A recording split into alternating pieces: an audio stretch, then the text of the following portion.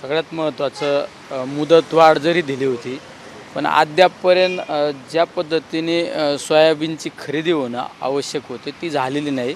त्यामुळं माझी तर मागणी आहे की मुदतवाढ मिळाली पाहिजे, भेटलीच पाहिजे. त्या बाबतीत मी आज संबंधित मंत्री महोदयांना पत्रसुद्धा देणार आहे.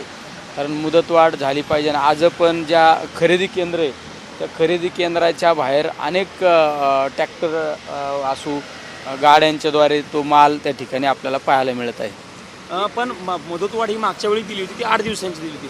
टोकडी मुदतवाढ वाटत नाही का? 8 दिवसाच्या मुदतवाढीने काही होत नाही. कमीत कमी 1 महिन्याची मुदतवाढ दिली पाहिजे. तुम्हाला शेतकऱ्यांना द्यायचं आहेत ना तर जरा मोकळ्या मनाने दिलं पाहिजे. 8 दिवसाची मुदतवाढ म्हणजे 8 दिवस तुम्ही जाहीर केल्यानंतर 2 दिवस तर लोकांना माहिती होण्यात जातात. 2 दिवस माहिती होऊन गेल्यानंतर राहिलं किती 5-6 दिवस राहतात. त्यामध्ये मध्ये एखादी सुट्टी आली तर 4-5 दिवसात काय होणार आहे?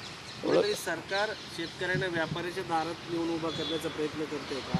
आता जर हा सोयाबीन खरेदी केली नाही तर शेतकऱ्यांना व्यापाऱ्याकडे जावं लागणार आहे, कमी भावात विकावं लागणार. सोयाबीन खरेदी जर झाली नाही तर शेतकऱ्यांचं मोठ्या प्रमाणात नुकसान होणार आहे आणि शेतकऱ्यांना व्यापाऱ्याच्या दारात हेलपाटी मारावं लागणार आहे. पण आज त्या बाबतीत मी संबंधित मंत्री महोदयांना माझं पत्र देणार आहे. तुम्ही यापूर्वी आंदोलनं केलेली आहेत, कांदा असेल, इतर प्रश्न दूध असेल, सोयाबीन असेल, या बाबतीत काय आंदोलनाचा इशारा तुम्ही देताय का राज्य सरकार किंवा केंद्र सरकार? शेवट शेतकरी हा महत्त्वाचा असतो. शेतकरी राजा हा अन्नदाता आहे आणि तो अन्नदाता जर सुखी राहिला तर देश सुखी होणार आहे. त्यामुळे आमची नेहमी भूमिका आहे शेतकऱ्यांच्या पाठीशी, शेतकऱ्यांच्या बरोबर राहिलं पाहिजे. मी सुद्धा संसदेत आल्यानंतर पहिला प्रश्न दूध आणि कांद्याचा मांडला होता, सोयाबीनचा मांडला होता. काल परवासुद्धा अधिवेशनामध्ये मी शेतकऱ्यांना हमीभाव मिळाला पाहिजे, अनेक अशा दुधाची दरवाढ झाली पाहिजे या बाबतीच्या मागण्या केल्या होत्या. तुम्ही मागण्या केलेल्या म्हणताय. मागच्या वेळी आम्ही अधिवेशनाच्या काळात तुम्ही आक्रमक बघायला मिळाली होती. यावेळी तुमचा आक्रमकपणा दिसत नाही. म्हणजे तुम्ही आंदोलन केलं होतं, यावेळी आंदोलन अशा पद्धतीचे काही दिसत नाही. कारण काय म्हणायचं? मुदतवाढ जर दिली नाही तर सोमवारी संसदेच्या दारात मी सुद्धा आंदोलन करणार आहे. एक महत्त्वाचा प्रश्न आहे कृषी साहित्याच्या संदर्भात. वादग्रस्त कृषी साहित्य खरेदी प्रकरणामध्ये आणि सचिवाला बाजूला मोठा भ्रष्टाचार झाला आहे. ही राधा ह्या ज्या आय एस अधिकारी आहेत त्यांची ताळखावर्ती बदली करून वादग्रस्त कृषी साहित्य खरेदी करणार. व्ही राधा हे जे अधिकारी आहे हे अतिशय चांगल्या पद्धतीने काम करणारा एक अधिकारी आहे. त्या अधिकाऱ्याने केंद्रामध्ये सुद्धा अनेक मंत्र्यांबरोबर अतिशय पारदर्शक काम केलेलं आहे.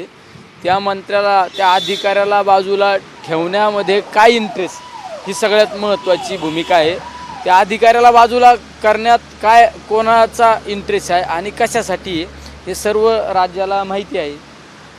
सर, तुम्ही वेगवेगळे पत्र लिहिले आहेत शिक्षकांप्रती, वेगवेगळ्या गोष्टी आज तुम्ही सबमिट करणार आहे मंत्र्यांना. काय नेमकं मुद्दे आहे? माझ्या रिटायर शिक्षकांच्या काही मागण्या आहेत. त्या रिटायर शिक्षकांच्या मागण्याच्या बाबत विशेष करून अर्थमंत्री निर्मला सीतारामन यांच्याशी त्या पत्राचा संबंध येतो आणि आदरणीय पवारसाहेबांच्या माध्यमातून ती मीटिंग लावण्याच्या बाबतीत मी आदरणीय पवारसाहेबांना आत्ता भेटलो.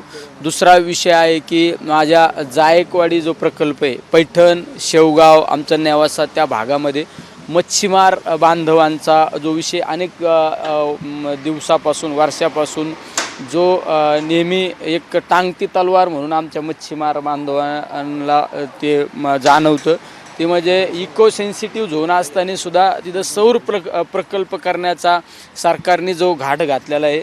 त्या बाबतीत माझी मागणी आहे की तो सौर प्रकल्प झाला नाही पाहिजे, कारण लाखो लोकांवर उपासमारीची वेळ येणार आहे. त्या बाबतीत सुद्धा मी संबंधित मंत्र्यांना भेटणार आहे. रेल्वे प्रश्नासंदर्भात तुम्ही भेट घेतली होती, त्याचा सर्वे झाला आहे का? कुठपर्यंत काम आलं आहे? रेल्वे प्रश्नाच्या बाबतीत मी मागच्या अधिवेशनामध्ये मंत्री महोदयांना पत्रव्यवहार केलं. मी तसा खासदार झाल्यानंतर 2दा पत्रव्यवहार मंत्री महोदयांना केला.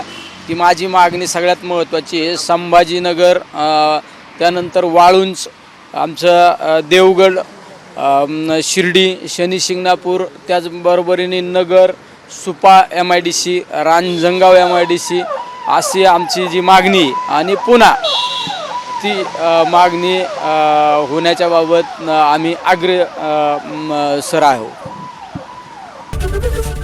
एबीपी माझा, उघडा डोळे बघा नीट.